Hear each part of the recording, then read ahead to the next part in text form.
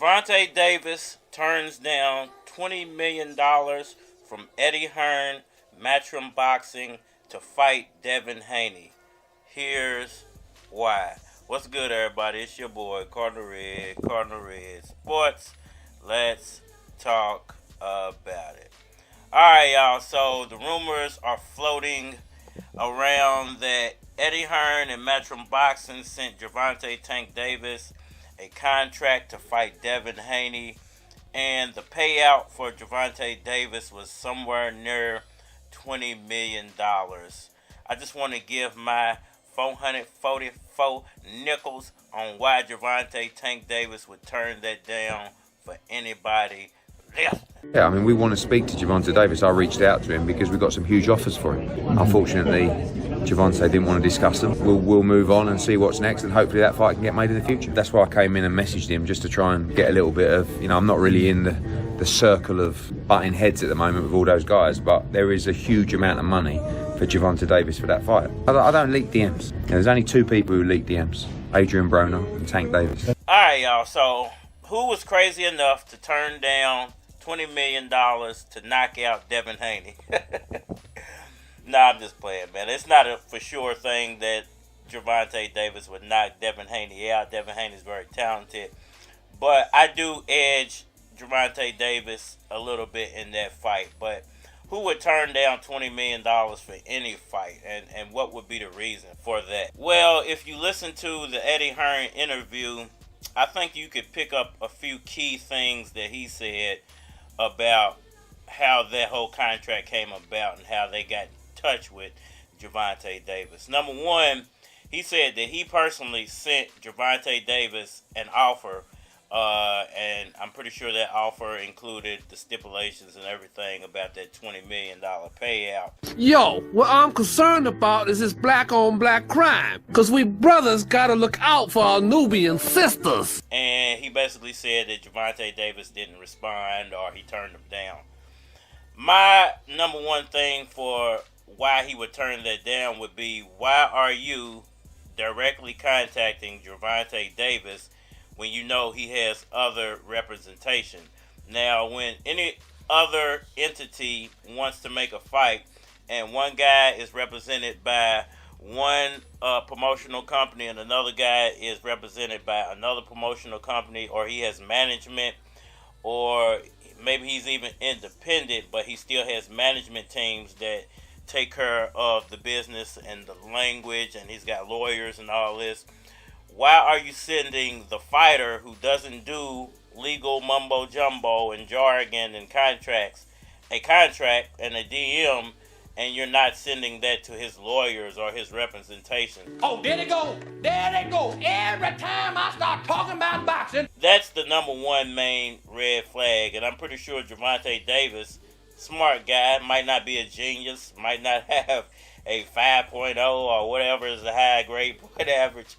And he's just a boxer, But I'm pretty sure he picked up on that pretty quick and was wondering that himself. Like, why are you contacting me directly and you're not contacting my team to put this in place? So that would be the first red flag. The second red flag to me would be the fact that Gervonta Davis is under another company, and here's the thing about boxing. I think a lot of people misinterpret this, or they don't really understand this. The reason a lot of fights don't get made is because you're over here and I'm over here. Time for plan B. And the problem is they're represented by one television network or one streaming network or whoever owns their contract, and I'm represented by this people over here who has their own contract. So it's hard to put two different companies together who both want the rights to that fight. So there's no way in HE double hockey sticks Gervonta Davis is going to break any type of contract that he has with his team or his streaming network or his television network to go and give your network a whole bunch of money, a whole bunch of exposure, and a whole bunch of other things, and my company basically gets nothing. So basically what I mean by that is, if he signs a contract with Matchroom and Eddie Hearn to fight Devin Haney, Guess who's in charge of that fight? Matchroom, Eddie Hearn, and Devin Haney. I'm broke, nigga, I'm broke! So no fight is going to be made when it comes to that unless Gervonta Davis' side is making the fight. Number 2, he's the A side. So wouldn't it be the A side sending the B side a contract? Now, I know a lot of people are going to argue, well, Devin Haney should be the A side. He was undisputed. He has a title now. Well, Gervonta Davis is more popular than 95% of boxers nowadays. So he's the A side. Abso-fucking-lutely. So, there's a lot of red flags that I caught on to just by listening to that Eddie Hearn interview. And I'm pretty sure Gervonta Davis caught on to it as well. Listen, this is a business at the end of the day. It might suck that it's a business now, but it's definitely a business now. So there's going to be business moves made before there are ever any punches thrown. And these fighters are going to put themselves in the best business position to make the most money they possibly can. So if he's actually offering you $20 million, guess what you're really worth? More like 50, maybe even 60 million.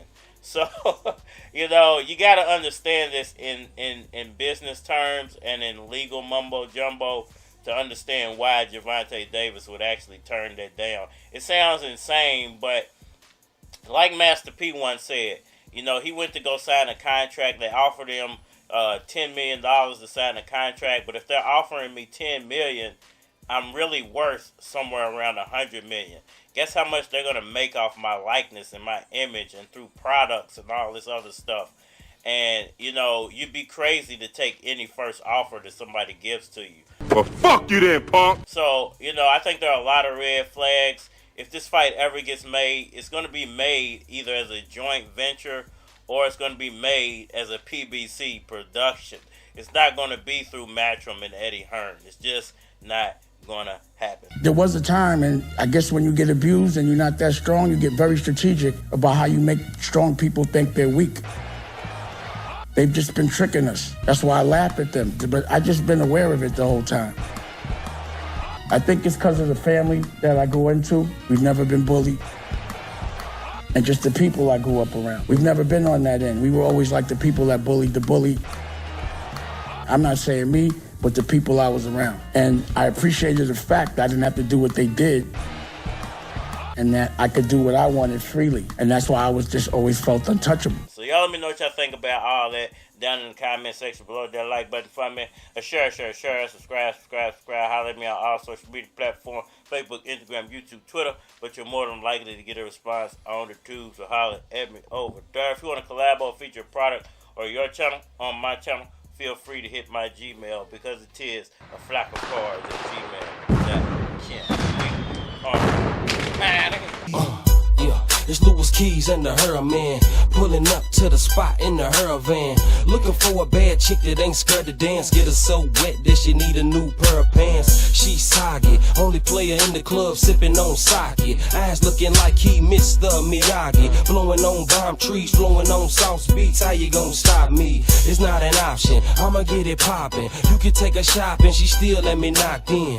She know I'm just trying to win. She ain't trying to bend, I ain't trying to spin. When she tell a player no, I ain't trying again. I'ma just move on and I'm trying to friend.